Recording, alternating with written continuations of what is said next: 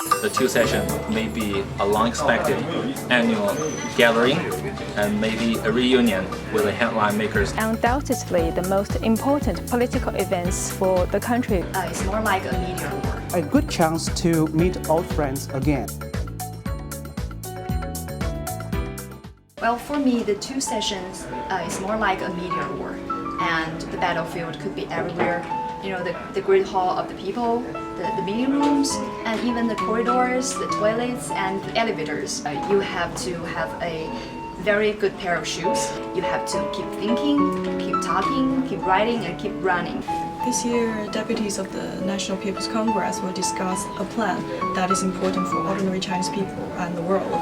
The plan is the 13th five-year plan, which is a clear and detailed guideline of where China is heading for in the next 5 years. Actually, I was flipping through China's 12th five-year plan yesterday, and on the key railway project, there was a high-speed railway link between Lanzhou, capital of Gansu province, and Urumqi, capital of the Xinjiang Uyghur Autonomous region. And last year, when I visited Xinjiang, I was actually on that train.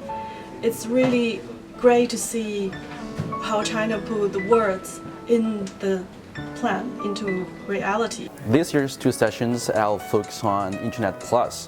China's Premier Li Keqiang raised the idea of Internet Plus during last year's two sessions in his annual work report.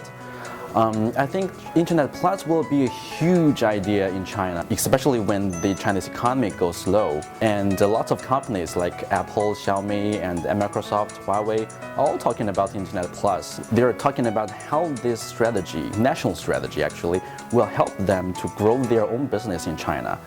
I began to cover the annual two sessions more than 10 years ago. During the past decade, I have interviewed quite a few of national legislators and political advisors.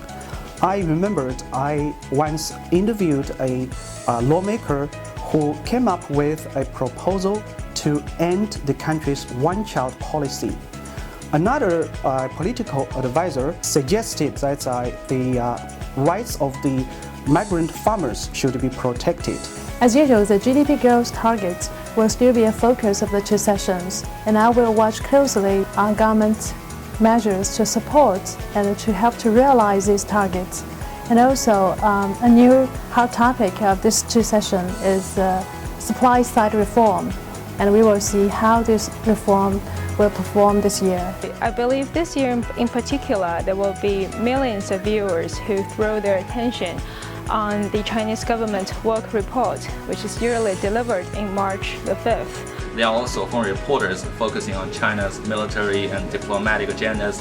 They may talk about China's double digits military expenditure every year, routinely. Also, it is a good reflection of China's increasing say in the world.